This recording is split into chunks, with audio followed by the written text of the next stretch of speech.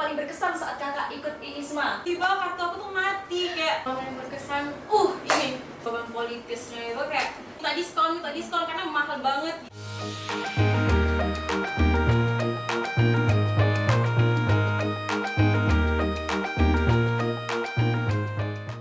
Halo guys, balik lagi di Vibecast episode 2. Yeay.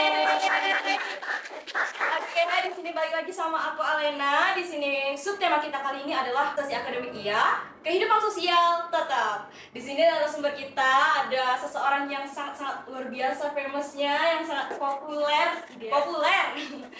Kak Vivi boleh. Kak Vivi boleh perkenalan diri terlebih dahulu. Oke. Hai semuanya, perkenalkan nama aku Vivi. Aku mahasiswa Fakultas Keperawatan Universitas Riau yang kemarin alhamdulillah berkesempatan jadi award di IISMA di University Malaya tahun 2023, dan aku juga kemarin sempat jadi mahasiswa berprestasi 1 Fakultas Keperawatan Universitas Riau. Wis, banyak banget ya prestasinya teman-teman. Di sini aku pribadi nervous sih karena ketemu sama Kak Vivi. Aku tuh pribadi tuh ya orangnya tuh kalau pas pertama kali ketemu, aku orang waktu pertama kali kita ketemu tuh kayak aku tuh bener-bener udah ngefans gitu sama Kak Vivi. For your information, kami tuh pertama kali ketemu di KDMI ya Kak ya. Iya. Di situ kami udah kenal, nggak kenal, cuman aku tahu Kak Vivi gitu, cuman waktu itu aku udah ngefans banget sama Kak Vivi. Cara dia berbicara itu keren banget. Nggak heran ya dia sekarang udah punya segudang prestasi yang anak IPA mana sih yang nggak kenal Kak Vivi gitu ya. Alhamdulillah, semoga ya. Oke, Kak Vivi. Tadi Kak Vivi kan udah banyak menoreh prestasi nih. Sebelumnya Kak Vivi boleh ceritain nggak pengalaman organisasi Kak Vivi selama kakak ada di perkuliahan ataupun sekolah sebelumnya? Kalau misalnya kita ngebahas SMA, mungkin aku nggak terlalu aktif, tapi aku tuh ikut OSIS iya, dan aku ikut MPK juga. Jadi di tahun pertama aku ikut MPK, di tahun kedua aku ikut OSIS. Terus dilanjutkan waktu kuliah itu aku pertama kali ngecoba organisasi itu DPM, Dewan Perwakilan Mahasiswa. Terus aku DPM untuk 2 tahun. Di tahun pertama aku jadi sekretaris komisi, di tahun kedua aku jadi sekretaris umum, dan di antara 2 tahun itu aku sempat jadi panitia pelaksana pemilihan raya universitas atau PPRU. Mungkin kalau untuk organisasi di perkuliahan dan formal itu mungkin cuma itu aja. Cuman kalau yang nggak formal aku juga ada join English Zone namanya, yang dimana itu kayak lebih ke komunitas, sebenarnya komunitas berbahasa Inggris. Gitu aja sih. Berarti Kak Vivi itu udah ikut organisasi atau komunitas dulu ya? Iya. Sebelum join ISMA udah ikut komunitas berbahasa Inggris gitu ya. Oke, Kak Vivi, menurut Kak Vivi nih, Kak Vivi tadi kan udah banyak menoreh prestasi. Menurut Kak Vivi sendiri, pencapaian apa sih, prestasi apa sih yang menurut Kak Vivi itu yang paling Kak Vivi merasa Kak Vivi gimana ya dong ya? Pokoknya yang menurut Kak Vivi itu paling hebat gitu, paling bagus, paling tertinggi gitu. Kalau misalnya kita bahas paling tertinggi Terbesar, ya. dan terbesar, ya mungkin join di sini ya kita, karena kalau misal kita maksudnya aku aja baru diundang setelah ISMA, baru bisa diundang di Vibecast ini. Jadi mungkin ini yang paling terbesar di hidup aku, karena kan hidup kita tuh harus kayak prestasi itu harus meningkat ya, jangan sampai menurun. Nah, aku merasa bahwasanya aku baru selesai ISMA, aku baru bisa diundang sama BEM, karena tahun kemarin BEM-nya nggak mau ngundang aku. Oh gitu ya, ya nggak apa-apa sobat. Yang penting kan sekarang Kak Vivi udah membarengi kita di sini untuk melakukan Vibecast, untuk mengisi materi di Vibecast kita kali ini. Ya mungkin kalau misal untuk terbesar kita bisa ngebahas gitu, tapi kalau misal untuk yang paling memorable itu ada 2. Yang di paling awal itu aku ikut debat, kayak kita kan ada namanya satu orang itu pasti ada di turning point kita sampai kita bisa jadi sukses kan. Nah, di turning point aku itu ada waktu ikut debat, waktu NUDC sama KDMI. Wow. Terus yang paling berkenan dan berkesan itu ada ikut ISMA, tentunya yang paling baru. Oke, Kak Vivi boleh bagiin nggak sih tips and triknya tuh gimana supaya bisa jadi mahasiswa yang memiliki segudang prestasi kayak Kak Vivi ini? Ada nggak sih tips and trik menurut Kak Vivi aja nih?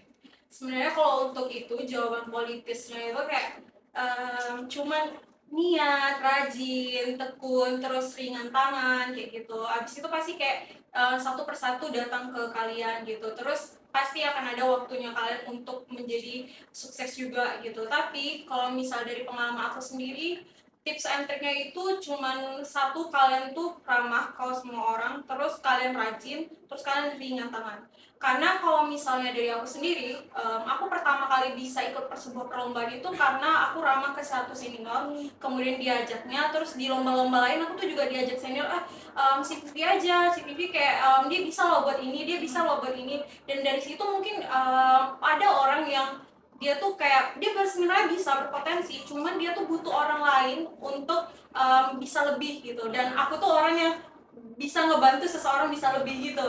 Nah, Iya, jadi aku tuh bener. kayak nyangkut di orang lain gitu sebenarnya gitu. Jadi rasa aku kayak tips and triknya tuh yang penting kalian tetap apa ya, kayak positif aja, terus kalian humble, ramah, ringan tangan.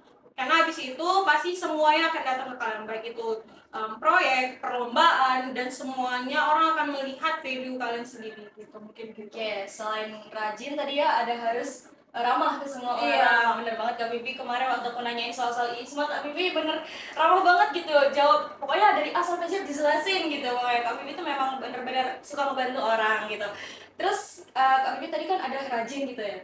Nah menurut Kak Bibi nih gimana sih cara manajemen waktu supaya kita bisa menghandle saat kita berprestasi, terus kita berkuliah juga gitu. Gimana cara manajemen waktunya menurut Kak Bibi?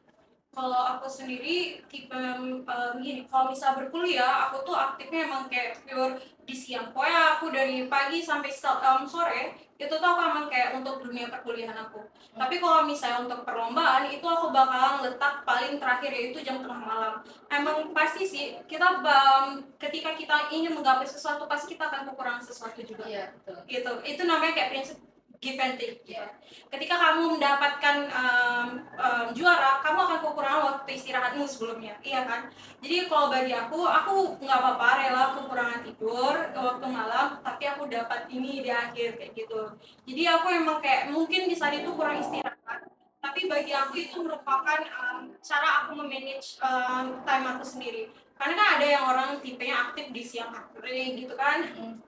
Ada orang yang tipe aktifnya tuh di siang hari, tapi aku tuh ada tipe yang orang aktifnya tuh di malam hari gitu. Jadi makin malam aku makin encer gitu. Walau itu waktu istirahat ya Kak. Iya, lalu itu waktu istirahat, dan aku tuh tipe yang orang bisa walaupun tidurnya kurang gitu. Kalau tadi kan masalah berprestasi, Kak Bibi tadi kan juga ikut organisasi ya Kak Bibi ya, ikut DPM. Nah gimana sih kalau tadi kan ke prestasi, sekarang manajemen waktu kuliah sama organisasi menurut Kak Bibi?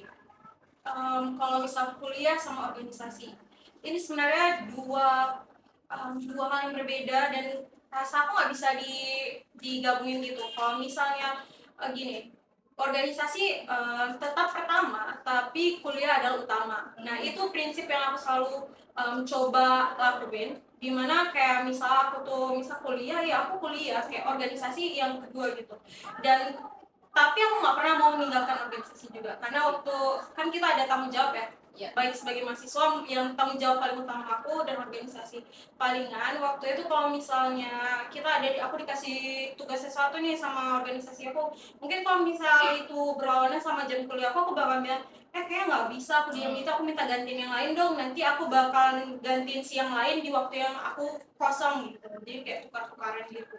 Jadi tetap kuliah yang utama ya, tapi Tetap kuliah organisasi nggak boleh juga ditinggalin. Betul, karena itu tanggung jawab, Tanggung jawab. dan kita udah ambil sumpah ketika kita dilantik saat organisasi. Oke. Nah menurut Kak Bibi sendiri, apa sih hal-hal yang menjadi fondasi dalam sebuah organisasi menurut Kak Bibi? Fondasi yang paling penting dari organisasi itu aku merasa adalah persamaan persepsi, prinsip, dan kebersamaan itu sendiri. Kayak kita harus punya prinsip yang sama. Ketika aku menjalani waktu aku jadi inti di DPM, aku percaya bahwasanya aku dan inti yang lain harus punya satu prinsip yang sama. Prinsip kita yaitu agar DPM maju, terus semuanya aktif gitu. Terus kayak gimana kita tuh tetap bekerja sama BEM dan yang lain gitu. Terus kebersamaan, aku nggak pengen ketika kebersamaan kami itu cuma antara di DPM aja, atau kami terlalu fokus ke BEM aja. Jadi kayak aku pengen kayak bersama-sama gitu aja, kayak Ya, pokoknya ya sama-sama kerja sama gitu ya. Iya, kerjasama. Oke. Terus kan Kak Vivi, karena Kak Vivi juga aktif di organisasi, juga menoreh prestasi. Gimana sih, ada nggak sih kala-kalanya Kak Vivi itu ngerasa kayak kurang semangat gitu? Ada nggak? Ada, pasti ada. Pastinya. Nah, gimana cara Kak Vivi tuh ngatasin hal-hal yang kayak gitu, kayak belajar menurun, terus habis itu tapi organisasi juga mager gitu. Kalau aku justru um, setelah balik ISMA, aku tuh merasa aku sangat kosong, aku nggak ngelakuin aktivitas apapun, dan aku nggak ikut lomba apapun di satu dan 3 bulan aku balik ya, kurang lebih waktu dari Februari sampai itu aku belum ada ikut kegiatan selain mentoring dan lain-lain ya. Karena kan mentoring kayak biasa aja gitu. Biasa aja. Maksudnya kayak kita belum ada yang maju adrenalin kan biasanya kita kayak kompetisi ya. iya, biasanya. aku tuh kompetitif banget orangnya. Jadi aku tuh kayak apa sih kok Vivi kok nggak produktif gitu sih gitu, kok habis balik ISMA malah stuck di sini aja gitu. Karena anak ISMA yang lain ketika aku mau compare diri aku sama anak ISMA lain, mereka tuh kayak balik dari sini mereka malah ikut MSIB, mereka magang di Astra, mereka kayak ikut perlombaan yang lain dan sebagainya gitu, kok aku malah stuck di sini aja.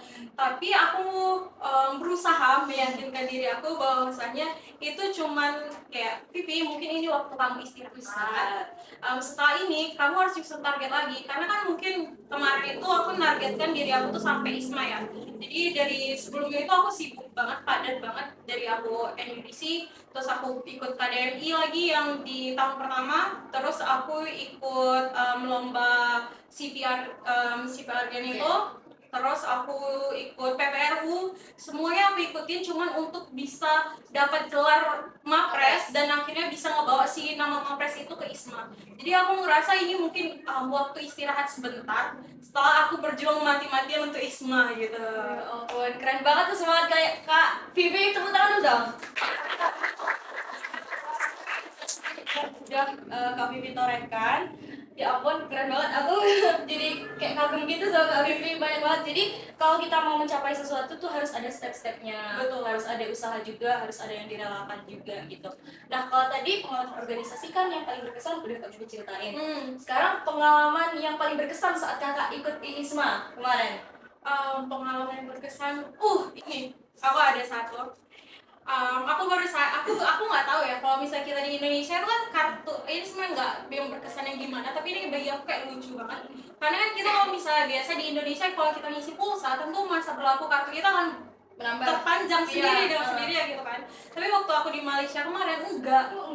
Dan aku baru pulang itu jam 12 malam. Jam 12 malam waktu itu di Malaysia tuh biasa aman, super duper aman banget kayak. Emang biasanya balik jam 12 malam karena aku kan selalu transportasi umum ya di sana kan, ada pakai MRT, LRT gitu. Nah, aku waktu itu baru selesai dari ngejengukin kakak aku.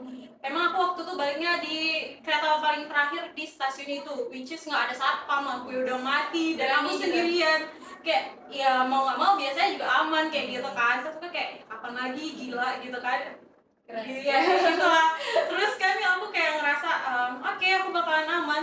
Cuman di satu waktu di jam 00 banget itu aku lagi kontak-kontakan kan. Jadi di UM itu ada namanya kayak organisasi yang untuk mahasiswanya yang bawa mobil ya gitu.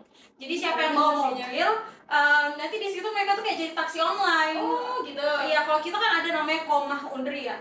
Pak, jadi kayak mahasiswa Undri mana yang bawa kendaraan, terus dia bisa narik Gojek gitu kan dari WA itu. Nah itu sama, kalau misalnya anak UM tuh ada namanya apa ya, aku lupa.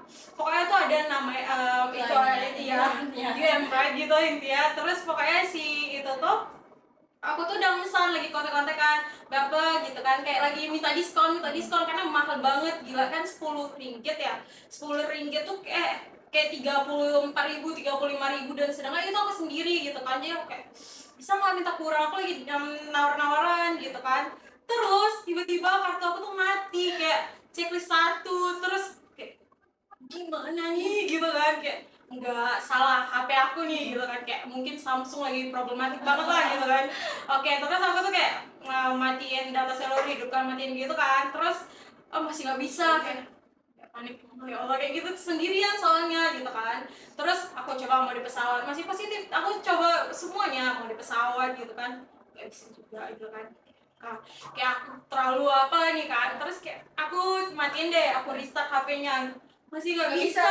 Terus aku kayak kan nggak lucu ya, itu kan 2 hari lagi aku mau balik, masa aku kayak berjalan, dan itu tuh jalannya tuh yang kayak 2 atau 3 kilometer dari kampus, dan asrama aku tuh yang paling ujung di kampusnya. Jadi itu tuh kayak aku mau jalan nggak hafal jalan kayak gitu kan, karena yang aku tuh lewat di jalan paling jauh gitu. Akhirnya aku tuh kayak ya udah, aku melambai tangan di pinggir jalan. Ada yang nolongin? Ada, dan aku terima kasih banget ya sama abang itu. Udah, itu sumpah mobilnya mobil baru mahal lagi kan, terus dia kayak baik banget. Aku diceramain sama dia, aku kayak gini ya, terus dia ceramain kayak, kamu kenapa di pinggir jalan kayak gitu, kamu orang Indonesia ya katanya, mungkin nampak ya bukan Indonesia Kok bisa ya? Padahal mirip. mirip pokoknya nggak boleh kayak dibilang kayak gitu kan, kayak ya udah kamu hati-hati ya, next time diantarin deh melewati 3 gerbang Universitas Malaya. Jadi itu problemnya kartunya mati. Kartunya mati, dan aku udah coba telepon semua kawan aku dan nggak bisa karena emang kartunya mati. Kayak Yang mau disampaikan yang terakhir kali, pesan terakhir kali buat teman-teman podcast kita kali ini. Oke, jadi untuk teman-teman Vibecast, baik dari anak fakultas keperawatan ataupun enggak, aku mau sampaikan ke kalian, kalau misal kalian ingin tanya-tanya tentang kegiatan ISMA, MAPRES, ataupun kegiatan lainnya, kalian boleh tanya-tanya ke aku. Kalau misalnya ingin minta pendapat, aku tersedia di Instagram dan WhatsApp. Kalau misalnya WhatsApp di @viviseroja, kalau di Instagram di @vivianrasroja, kalau di WhatsApp silahkan bagian FKP saja gitu. Oke, jadi yang buat kalau mau nge-WhatsApp FKP aja. Iya, saya ada di grup kemahasiswaan kok, tenang Ada aja. di mana-mana Kak Vivi. Iya. Oke, itu dulu dari kita. Makasih buat Kak Vivi. Terima kasih. Oke, Kak Vivi, kita udah selesai ngomong tentang prestasi kakak, organisasi kakak, pengalaman kakak di ISMA kemarin, pengalaman organisasi, pokoknya banyak banget yang udah kita bahas hari ini. Kayaknya nggak cukup ya, sekitar 20 menit aja kita ngobrol, kayak harusnya berjam-jam gitu, banyak banget yang mau dibahas. Kak Vivi, ada nggak sih pesan dan kesan buat podcast kita kali ini? Mungkin kalau misalnya kesan terlebih dahulu, aku suka banget sama Vibecast hari ini. Mungkin ini Vibecast pertama aku, jadi sedikit blunder, aku mohon maaf. Tapi kalau misalnya next masih ada, aku bersedia kok sama Vibecast ya. Jadi silakan Kode-kode. undang saya saja. Ya. Oke, makasih banyak ya Kak Vivi ya. Itu tadi dari Kak Vivi mengenai work-life balance antara prestasi akademik iya, tapi kehidupan sosial juga tetap dijalanin. Oke, makasih buat teman-teman yang udah nonton, buat Vibecast. Gimana nih Kak Vivi supaya banyak yang subscribe? Jangan lupa like, subscribe, and share. Oke. Itu dia dari Vibecast kita kali ini. Makasih teman-teman yang udah nonton. Jangan lupa like, comment, dan subscribe. Sampai jumpa di episode